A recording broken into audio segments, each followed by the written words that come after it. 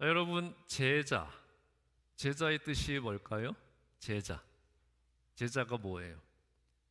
자, 제자의 사전적 정의는 스승으로부터 가르침을 받거나 받았던 사람을 의미해요. 그리고 누군가의 제자가 되었다는 것은 그 스승의 가치관과 사상이 옳고 의롭고 진리라는 것을 믿고 인정하는 것이고요.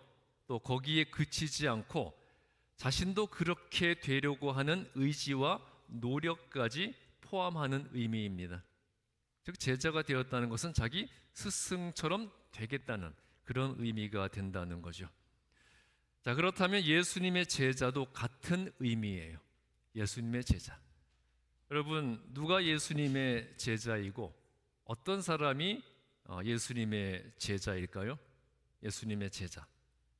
자, 예수님의 가르침이 진리이고 그가 이 땅을 구원한 그리스도라는 것을 믿고 인정하는 가운데서 나도 예수님 같은 삶을 살겠다고 결단하여 예수님이 걸어가신 그 길을 나도 따르는 자가 바로 예수님의 제자입니다. 예수 믿는 우리들이 우리 스스로를 무엇이라고 부르죠? 예수 믿는 우리를 무엇이라고 부릅니까? 그리스도인, 크리스찬이라고 부르죠. 우리는 예수님을 믿는 자로서 교회를 다니고요, 또 기도하며 성경을 읽고 찬양을 하고요, 그리고 교회에서 봉사하고 섬깁니다. 자, 이러한 것들을 하는 것을 흔히 예수 믿는다고 그러죠. 이런 일들을 하는 것을 예수 믿는다고 표현을 해요. 그런데 예수님께서는 단순히 믿는 자가 아니라 무엇이 되라고 말씀하셨을까요? 제자가 되라. 믿는 자가 아니라 제자가 되라고 말씀을 하셨어요. 자, 그렇다면 어떤 사람이 예수님의 참된 제자이겠습니까? 구약 성경 신명기 6장 4절부터 9절은요, 하나님을 믿고 따르는 삶의 본질과 근본에 대해 말씀하고 있어요.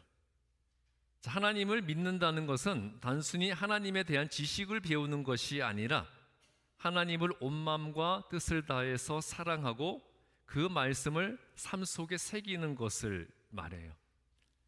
하나님의 말씀을 삶 속에 새긴다. 무슨 뜻이겠습니까?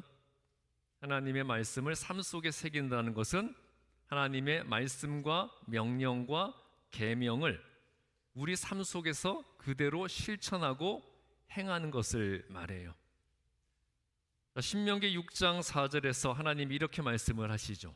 이스라엘아 들으라. 이스라엘아 들으라 하셨는데, 여기서 들으라는 말씀은 그냥 귀로 들으라는 말일까요? 그냥 귀로 듣기만 하라는 의미가 아니고요, 들은 대로 행하고 실천하라는 의미예요.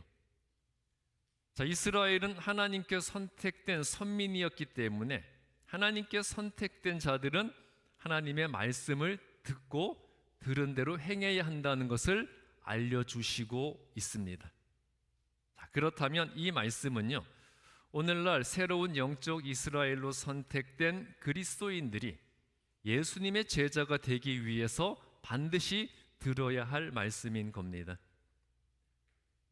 하나님께 특별한 선택을 받았던 이스라엘은요, 5절에서 마음과 뜻과 힘을 다하여 하나님을 사랑해야 한다고 하셨고요, 그리고 하나님을 사랑하는 자라면 6절 말씀처럼 하나님의 말씀을 마음에 새기고 이 마음에 새겨진 하나님의 말씀이 모든 생각과 언행의 기준이 되어야 한다고 가르쳐 주시고 있습니다. 그리고 하나님께서는 8절에서요, 하나님의 말씀을 손목에 매어 기호를 삼고 미간에 붙여 표로 삼으라고 하셨어요. 이게 무슨 뜻일까요?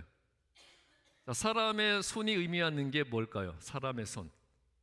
사람은 이 손으로 모든 일을 하죠. 이렇게 사람의 손은 마음속에 있는 생각을 행동으로 실천하게 해주는 지체이기 때문에 하나님의 말씀을 손목에 매어 기호를 삼으라는 것은요, 이 손을 가지고 모든 일을 하는 데 있어서 하나님의 말씀을 행동의 기준과 지침으로 삼으라는 뜻입니다. 자, 그리고 그 다음에 미간이 어디? 여기죠. 미간. 미간이 상징하는 게 뭐겠습니까? 미간. 바로 인간의 지성과 사고와 생각을 상징해요.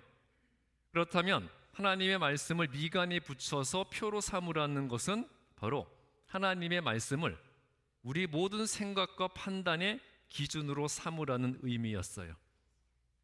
즉 하나님의 말씀을 손목에 매어 기호를 삼고 미간에 붙여 표로 삼으라는 말씀은요, 하나님의 계명과 명령이 하나님께 선택된 사람들의 모든 언행과 생각 그리고 삶의 모든 부분에 있어서 절대적인 기준과 지침이 되어야 한다는 뜻입니다.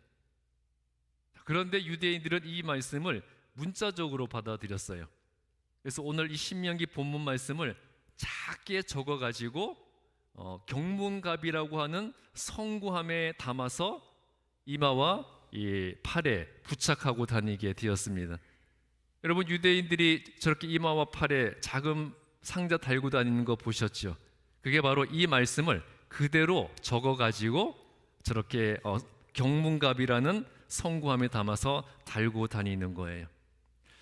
자, 그런데 이 말씀이 저렇게 유대인들처럼 외식적으로 실행하라는 것은 아니에요. 이 말씀은 저렇게 진짜 미간에 이마에 달고 다니라는 것이 아니라 하나님께 선택된 자들은 오직 하나님의 말씀만이 그 삶의 방향과 목적, 또 옳고 그름, 그리고 정의와 불의를 결정하고 판단하는 기준이 되어야 한다는 것이었습니다. 자, 이렇게 오직 하나님의 말씀을 자신의 삶과 모든 언행의 기준으로 삼고 말씀대로만 순종하는 자가 하나님의 백성이 된다는 것, 바로 이것이 새로운 영적 이스라엘로 선택된 예수님의 제자된 자들이 살아가는 방식이 되어야 하는 겁니다. 자, 요한복음 8장 31절부터 32절에서 예수님께서는 말씀 안에 거하고 그 말씀을 삶에서 실천하는 자들이 예수님의 제자가 되어서 그 말씀을 통해 참된 자유를 얻고 삶의 거룩한 열매를 맺을 것이라고 약속해 주시고 있어요. 자, 여러분, 과연 누가 예수님의 제자입니까? 어떤 사람이 참된 예수님의 제자일까요? 자, 첫 번째, 예수님의 참된 제자는 예수님의 말씀에 거하는 사람이에요. 요한복음 8장 31절에서 예수님은 너희가 내 말에 거하면 참으로 내 제자가 되고 라고 말씀하시고 있습니다. 내 말에 거하면 참으로 너희가 내 제자가 된다. 자, 여기서 거한다, 말씀에 거한다, 이것은요 단순히 듣는 것이 아니라 삶 속에서 그 말씀을 붙잡고 살아가는 태도를 의미하고 있어요. 자, 귀로만 말씀을 듣고 눈으로만 말씀을 보는 것이 아니라 예수님의 말씀이 내 가치관이 되고 예수님의 말씀이 내 선택과 판단의 기준이 되고 또 예수님의 말씀이 실천과 행동의 방향이 되는 삶을 사는 것이 예수님의 말씀 안에 거하는 것이에요. 자, 성경을 보면서 참 좋고 놀라운 말씀이다 말을 하고 또 설교를 들으면서 참 은혜로운 말씀이다 하면서도 이게 말 그대로 듣기에만 좋은 말이고 눈으로 보기에만 좋은 말이 그치는 경우가 대부분 아닙니까?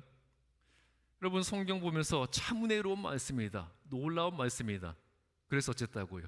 그냥 보는 걸로 끝나버리잖아요. 좋은 설교 말씀 들을 때 참 은혜로운 말씀이다, 은혜 받았단 말은 많이 하지만 또 그것으로 그치는 경우가 대부분이라는 거죠. 예수님의 제자는요, 말씀을 듣기만 하고 말씀을 읽기만 하고 말씀을 보기만 하는 자가 아니라 예수님의 제자는 말씀대로 행하는 사람입니다. 자, 그렇다면 여러분들은 나는 성경을 보기만 하고 설교를 듣기만 하는 사람인가요? 아니면 그 말씀을 내 가치관의 기준으로 삼고 행동과 판단의 기준으로 삼고 실천하고 있습니까? 자, 여러분 어떤 사람이세요? 자, 두 번째, 진리를 아는 자가 참된 예수님의 제자예요. 진리를 아는 자가 예수님의 참된 제자라는 거죠. 예수님은 이어서 진리를 알지니 진리가 너희를 자유롭게 하리라고 하셨습니다. 제자는 진리를 아는 사람인데요, 곧 예수 그리스도와 그분의 복음을 바로 알고 그 복음 안에서 자유를 누리는 자예요. 이 세상은 많은 지식과 정보로 가득하죠. 특히 요즘 시대에 구글과 유튜브와 인공지능 AI에는 무궁무진한 지식과 정보가 가득해요. 정보가 넘쳐납니다. 정보와 지식의 홍수 시대예요. 문제는 뭐냐? 지식과 정보는 넘쳐나는데 그것을 분별하는 능력은 부족하다는 겁니다. 사람들이 구글, 유튜브, AI를 통해서 문제가 뭐냐? 자기가 듣고 싶은 것만 듣고 보고 싶은 것만 보면서 그것을 다 진리로 착각을 해버리는 겁니다. 그래놓고 자기 스스로를 전문가로 자처하는 사람이 늘어나고 있어요. 자기가 모든 분야에 다 전문가라는 겁니다. 완전히 잘못 알고 있으면서 자기는 너무나 똑똑한 전문가라고 착각을 해요. 여러분, 진리는요, 세상의 가치에 있지 않습니다. 구글과 유튜브와 AI는 더더욱 진리가 아니에요.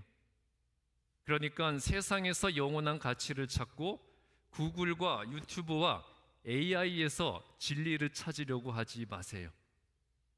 영원한 진리는 어디에 있을까요? 영원한 진리는 예수님 안에만 있습니다. 영원한 진리가 예수님 안에 있다는 것은 하나님의 말씀과 예수님의 가르침, 즉 성경에 진리가 있다는 거예요. 여러분, 예수님으로부터 진리를 찾으십시오. 그의 말씀과 가르침인 성경 안에서 진리를 찾으라는 거예요. 요즘 사람들 무슨 문제가 생기면 답을 어디서 찾습니까? 구글에서 찾잖아요. 유튜브에서 찾고, 구글링이라는 말까지, 신조어까지 생겨났습니다. 여러분, 구글과 유튜브와 AI의 진리가 있는 게 아니에요.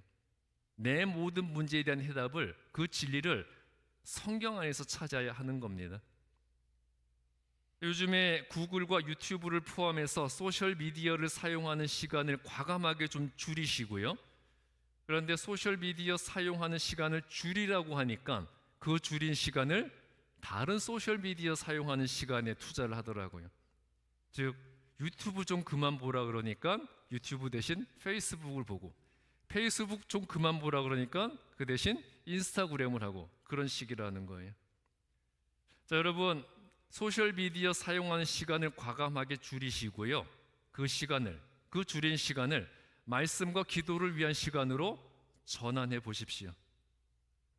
말씀과 기도를 통해서만 우리가 세상의 모든 유혹으로부터 자유로울 수 있고요. 그리고 말씀과 기도를 통해서만 죄인으로서의 내 죄책감, 그리고 내 자신의 연약함에 대한 두려움에서 자유롭게 될 수가 있습니다.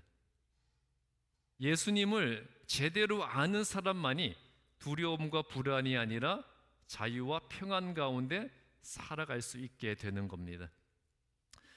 세 번째, 예수님의 참된 제자는 자기 십자가를 지는 사람이에요. 예수님께서는 누가복음 9장 23절에서 이렇게 말씀을 하셨어요.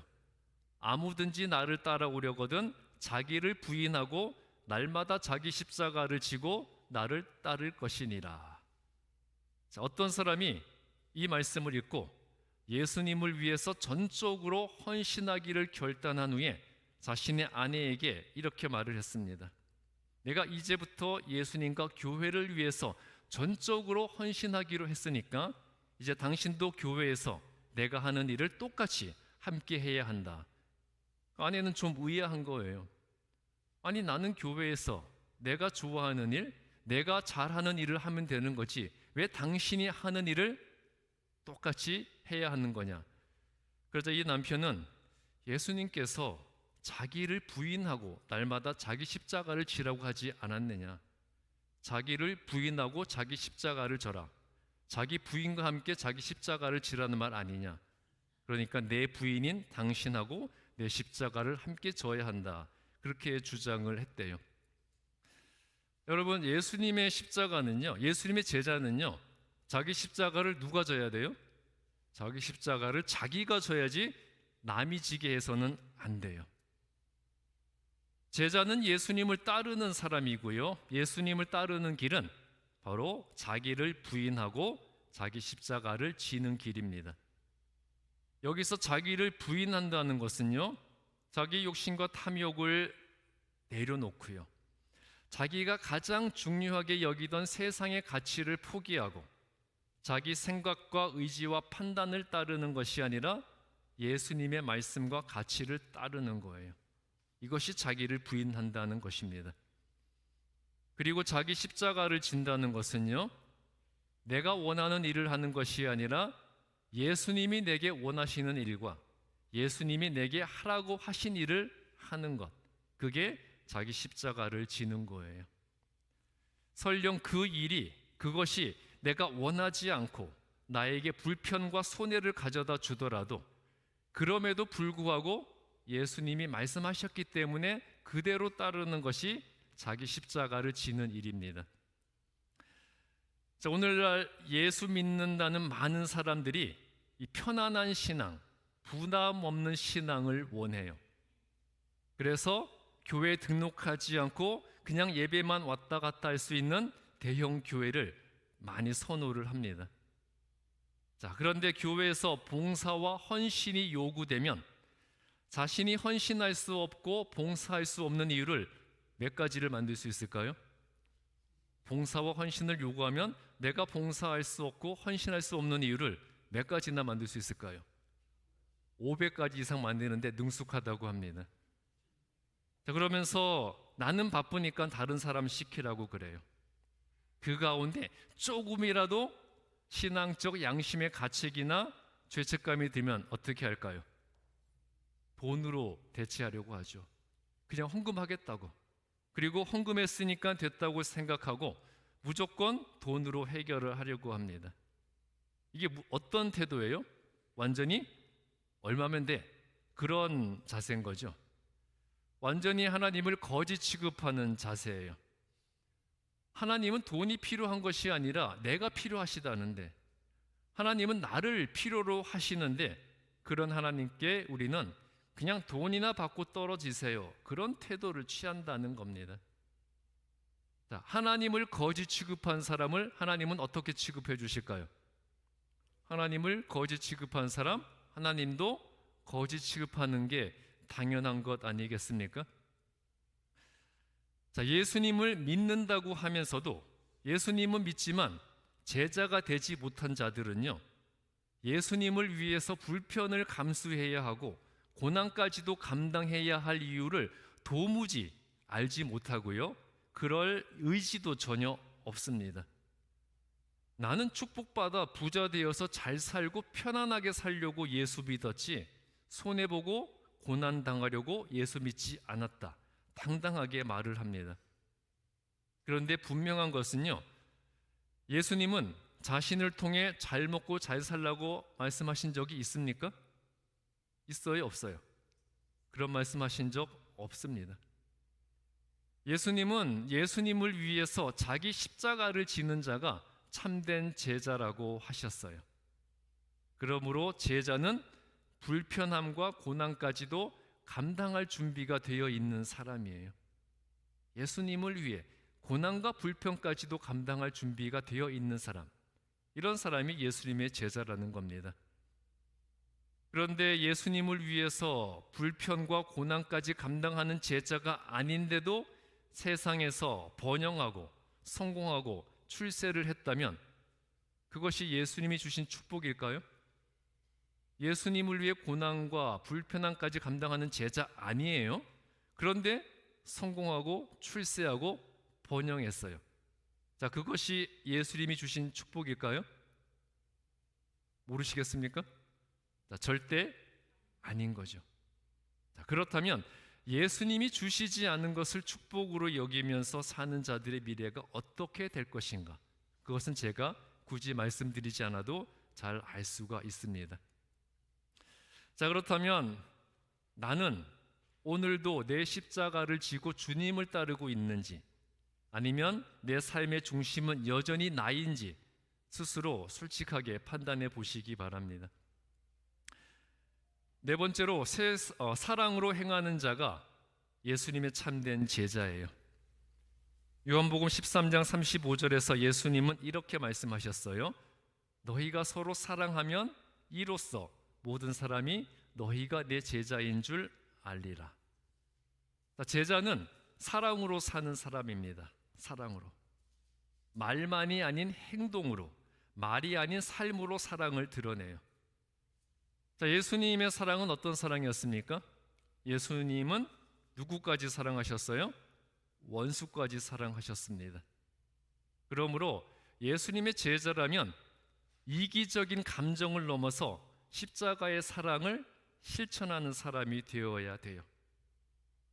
그러므로 우리는 모든 사람을 사랑의 대상으로 보아야 합니다. 모든 사람을 사랑의 대상으로 본다는 것, 이거 쉬운 일입니까? 어려운 일입니까? 어렵죠. 솔직히 저도 잘 못하는 일이에요. 저도 용서가 안 되는 원수 같은 사람 너무너무 많습니다. 정말 모든 사람을 사랑의 대상으로 보는 것 힘들고 어려운 일이지만 힘들어도 우리가 반드시 실천해야 할 일입니다.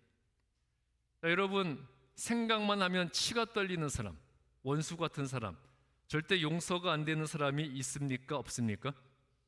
있어요? 없어요? 뭘 없는 척 하세요. 다 있을 거면서. 저도 아주 많아요. 저도 아주 많은데, 그렇게 원수 같은 사람, 용서가 되지 않는 사람을 딱 떠올릴 때 나에게서 제일 먼저 나오는 반응이 뭐예요? 내가 너무 싫어하는 원수 같은 사람이 딱 떠오를 때 나에게서 어떤 반응이 나옵니까? 입에서 뭐가 나와요? 욕이 나오잖아요. 저주가 나오고요. 아닌가요? 저만 욕하는 건가요? 여러분들 욕 잘하실 것 같은데요. 정말 누군가를 향해서 욕이 나오고 저주하고 싶을 때 욕과 저주 대신 예수님의 이름으로 그 사람을 축복해 보세요. 사실 원수같이 미운 사람을 위해서 길게 축복하는 것은 정말 어려울 거예요. 그러니까 길게 하실 필요는 없습니다. 단 한마디, 예수님 그 사람 축복, 예수님 그놈 은혜, 예수님 그 사람 구원, 그렇게 단 한마디라도 축복을 선포해 보시라는 겁니다. 아무리 미운 철천지 원수라도, 또 나에게 너무나 큰 상처를 준 사람이라고 할지라도 최소한 그 사람이 나를 죽이려고 하지는 않았을 거예요. 그렇죠? 여러분의 원수, 여러분을 죽이려고 하지는 않았을 겁니다.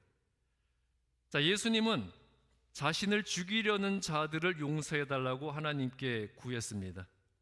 하나님, 저들이 몰라서 저러는 것입니다. 그러면서 자신을 죽이려는 사람들의 편에 서서 하나님께 항변을 했습니다. 그리고 예수님의 제자들은 대부분 순교했어요. 그리고 그 제자들도 자신들을 죽이는 자들을 향해서 용서와 축복을 선포하고 죽음을 맞이했잖아요. 자기 목을 자르는 사람에게, 자기 몸을 창으로 찌르는 사람에게, 자기 몸을 칼로 베는 사람에게, 자기를 불태워 죽이는 사람을 향해서 용서와 축복을 선포하고 순교를 했습니다. 이러한 사실의 관점에서 보자면 우리가 용서하지 못할 사람이 있어야 돼요? 없어야 돼요? 이러한 관점, 예수님과 예수님의 제자들의 관점에서 볼 때 우리가 용서하지 못할 사람이 있어야 됩니까? 없어야 됩니까? 없어야 되는 거죠. 물론 그래도 이거는 힘든 일입니다. 그래도 힘들어도 예수님이 그렇게 하라고 하셨고, 예수님이 몸소 실제로 그렇게 하셨고, 예수님의 제자들도 그대로 따랐기 때문에 예수님의 제자가 되기를 원하는 우리도 그대로 따라야 할 길이에요. 정말 모든 사람을 용서와 사랑의 대상으로 여기는 그러한 제자들이 되시기 바랍니다. 여러분, 예수님의 제자는요, 단순히 교회 다니는 사람이 아닙니다. 교회 다닌다고 예수님의 제자가 되는 것 아니에요. 방금 말씀드린 대로 예수님의 제자는 4가지 한다 그랬죠? 뭐였습니까? 말씀에 거하고, 진리를 알고, 자기 십자가를 지고 사랑으로 행하는 사람. 이런 사람이 예수님의 제자입니다.